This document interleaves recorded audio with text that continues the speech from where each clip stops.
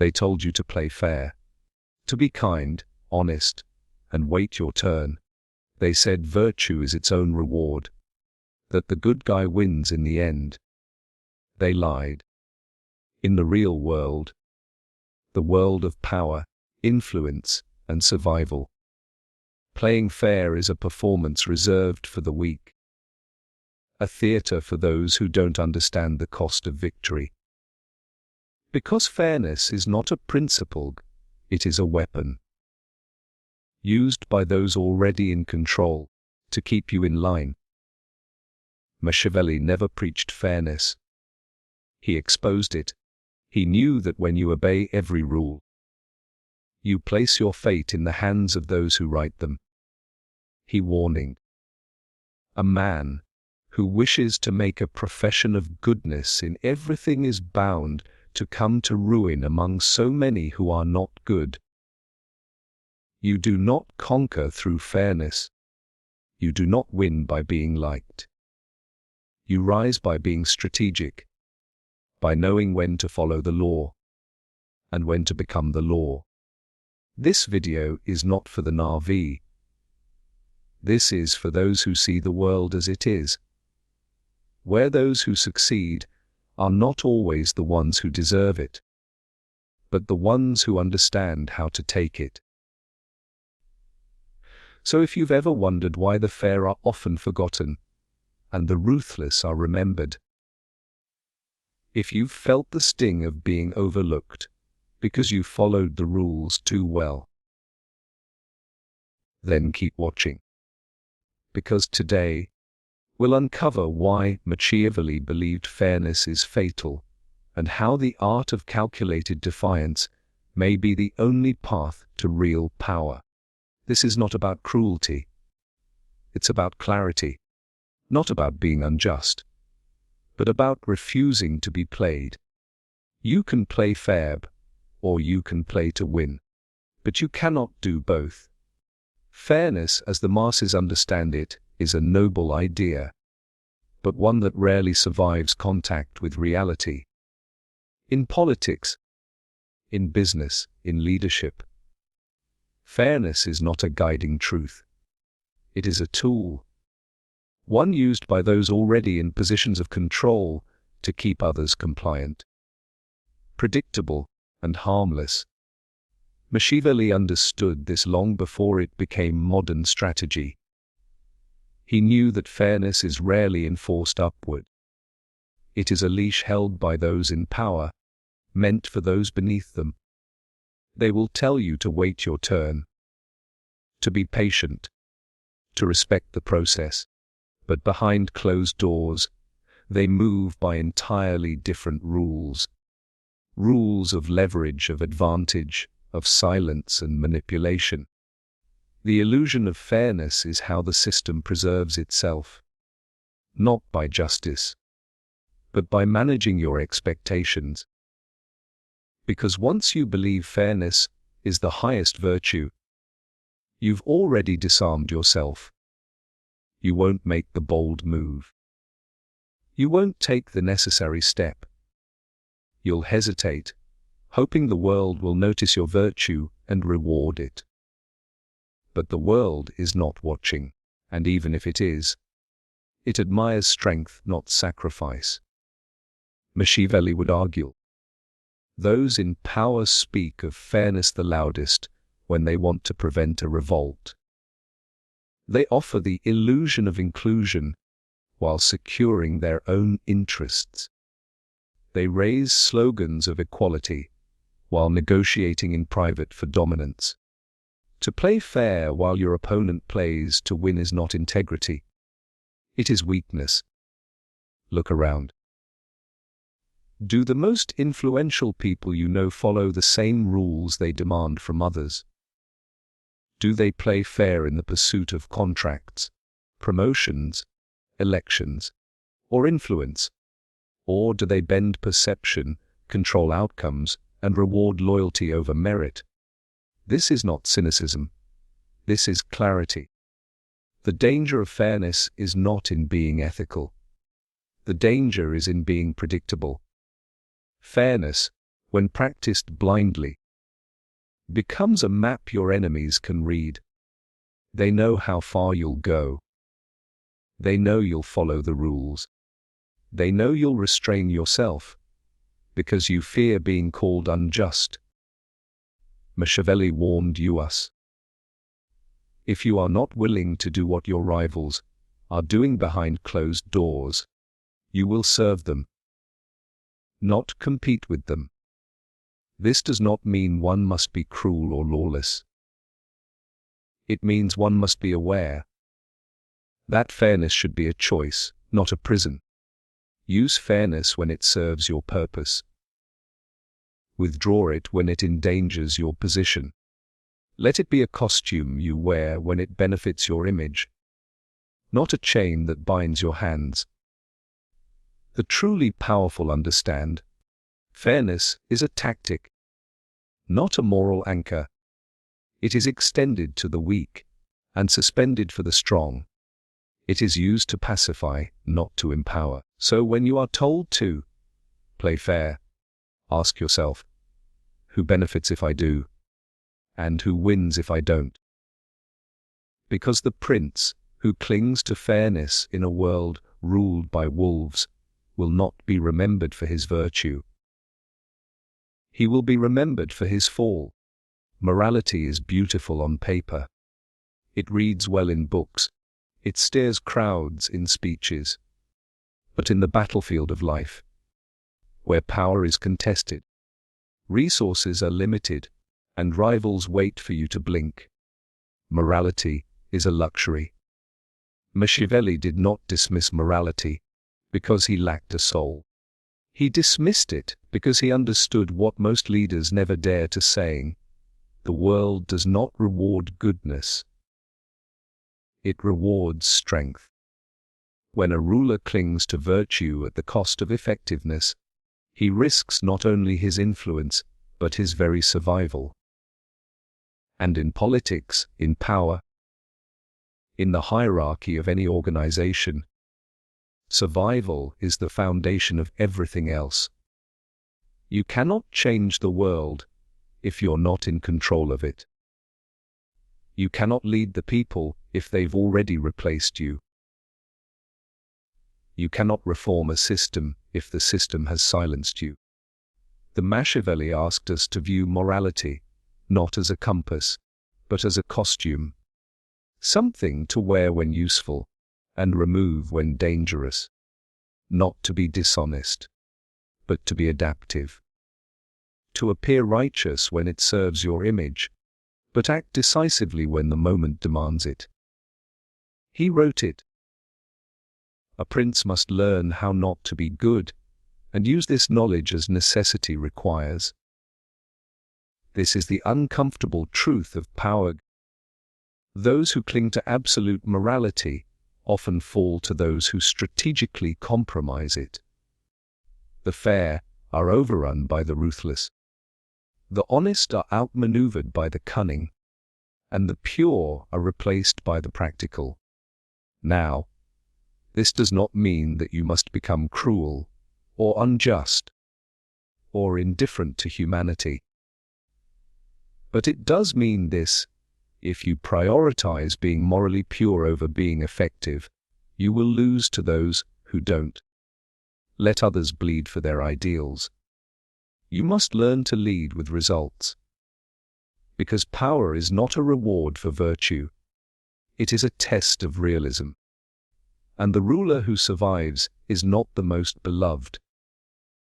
He is the one who understands that ethics must bend when existence is at stake. In Machiavelli's time, Italy was fractured, chaotic, and full of competing powers. To preach goodness while ignoring threats was suicide, and nothing has changed. Today, whether you're leading a team, building influence, navigating politics, or ambition, you must understand there will be moments when you must choose between survival and idealism. The Machiavellian does not see this as corruption. He sees it as clarity. Because when you lose your seat of power, your moral purity dies with it. The only ideas that matter are the ones you are still in a position to defend. Let others play the role of the saint. You must play the strategist. Let them make decisions that feel good. You make the decisions that work. Power is not evil. Power is neutral. But those who treat it with naivety will find themselves ruled by those who do not. So remember, morality is optional. Survival is not. Principles are tools, not tombstones. Your job is not to look perfect in history's mirror.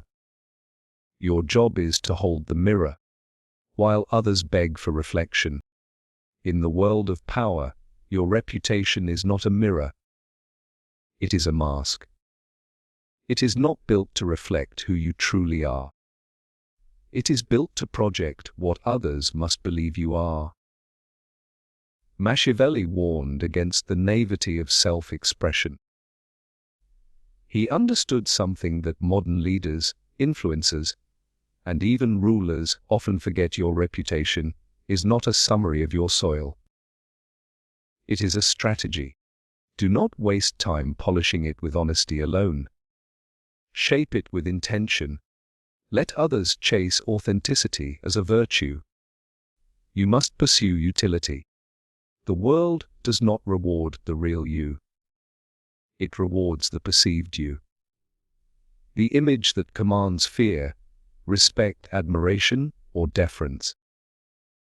And here lies the mistake of playing fair. Fairness assumes that if you act with integrity, your reputation will reflect it. But Machiavelli knew better. Everyone sees what you appear to be. Few experience what you really are. You may be virtuous in your heart, but if you appear weak, you will be treated as weak. You may be honest, but if you lack force, you will be ignored. You may be loyal, but if you cannot project power, your loyalty becomes invisible. A Machiavellian does not let reputation form organically. He engineers it.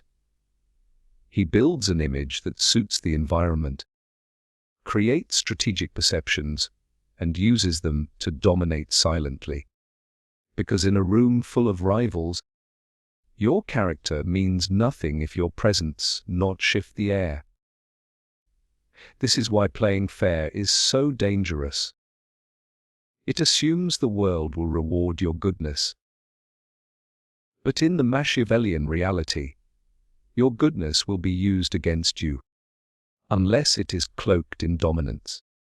Reputation, then, is your shield and your sword. It tells your enemies what to fear. It tells your allies what to trust. And it tells everyone else how to treat you, before you even speak. But remember, it is not about lying. It is about framing. If you are strategic, let the world think you are simple. If you are kind, let them think you are calculating. If you are restrained, let them believe it is by choice, not by weakness. Because if you do not define your image, your enemies will define it for you. This is why Machiavelli emphasized perception over truth. Not because truth doesn't matter, but because truth without power is irrelevant. When others respect your image, they will not test your boundaries. They will not challenge your silence. They will obey your authority, even when they do not fully understand it. So ask yourself, does your reputation serve you? Or does it create hesitation in your enemies? Or does it amplify your silence? Or does it make you invisible? If not, then your image is not a weapon. It is a weakness. Machiavelli would say, shape your reputation like a king crafts his seal. Not to show who you are, but to signal what must never be questioned. And never forgetting, in the game of power, What matters is not how good you are, but how effectively your shadow speaks for you when you say nothing. In every system, whether political, professional, or social, there are two kinds of players: those who set the rules and those who follow them. Machiavelli made it clear which one survives. To play fair is to enter a game that someone else has already rigged. A game where your moves are confined, where your range is limited, and your outcomes predetermined, often by people who have no intention of playing fair themselves. And yet, most people walk into power structures like loyal participants, never questioning the board, never challenging the architecture of control. Machiavelli would call this foolish. He would say, "You were not born to obey the rules. You were born to study the rulers." He understood that systems are not neutral. They are designed by those in power to protect their power.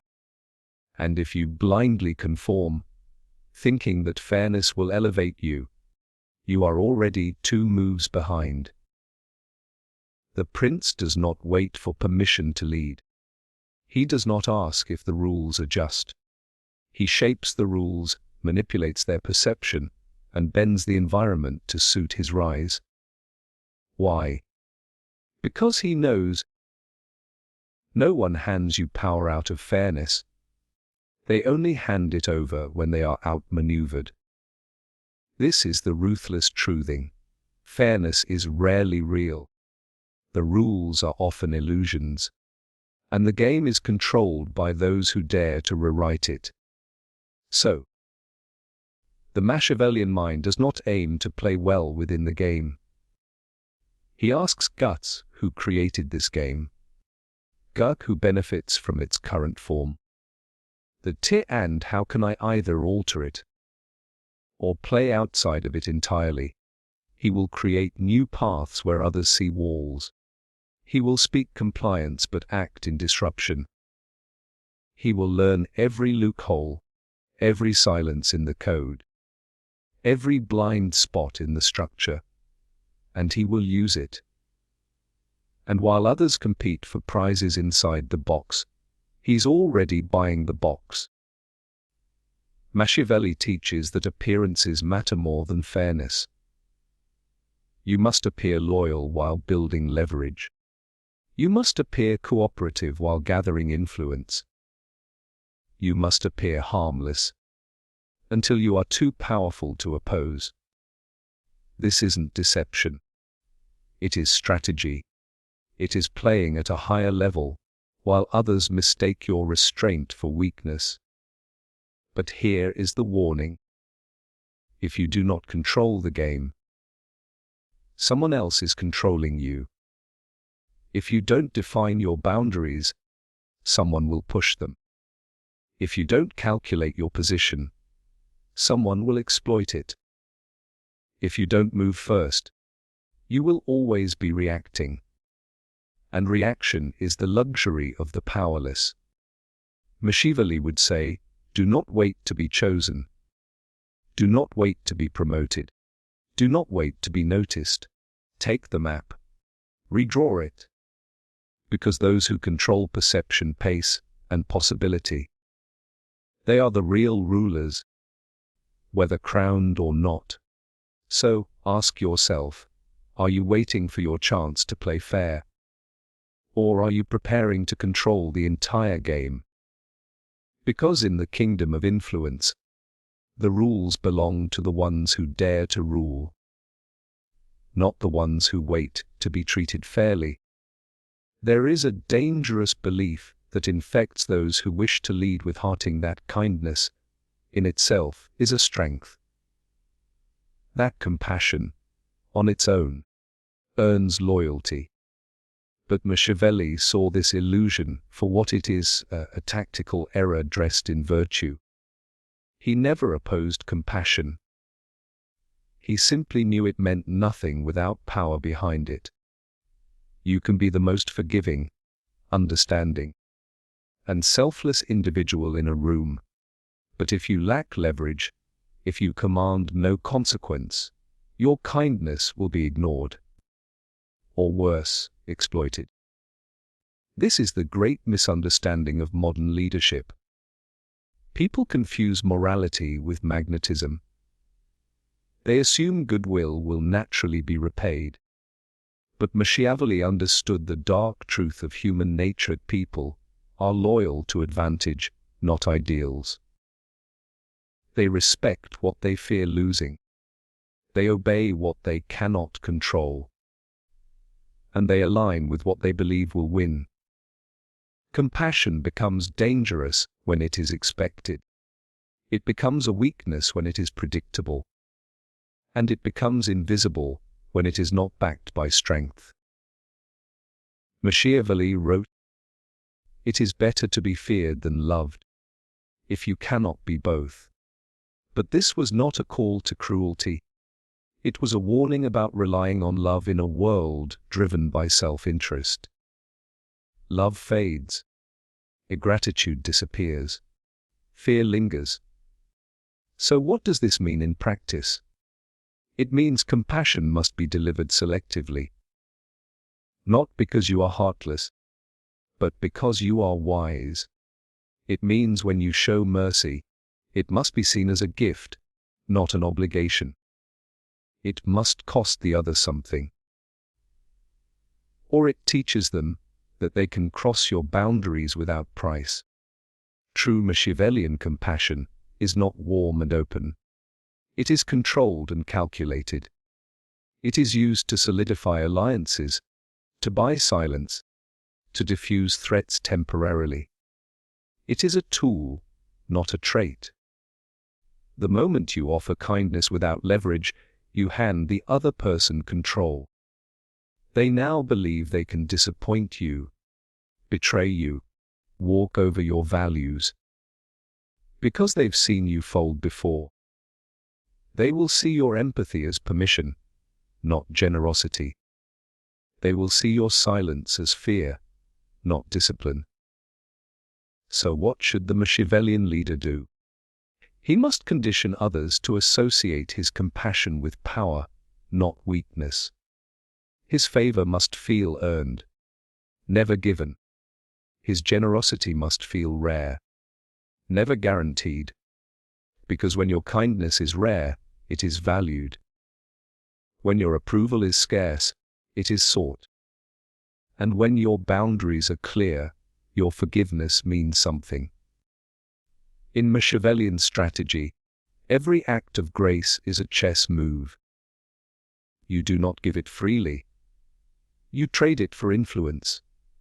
You do not show mercy because it is right, but because it positions you more powerfully. Let others bathe in the illusion of virtue. You, the strategist, must own the consequence of your compassion. Kindness does not belong to everyone. It belongs to the strong. It must come after respect, never before it. Because in the end, compassion without leverage is not noble. It is knave. And in the Machiavellian world, naivety is not forgiven. It is eliminated. In a world obsessed with fairness, equality, and virtue, the ones who rise are not always the ones who follow the rules. They are the ones who understand the rules, expose their weakness, and replace them with strategy. Machiavelli never glorified corruption. He simply revealed that in human affairs, power is not awarded. It is taken, and taking it requires more than goodness.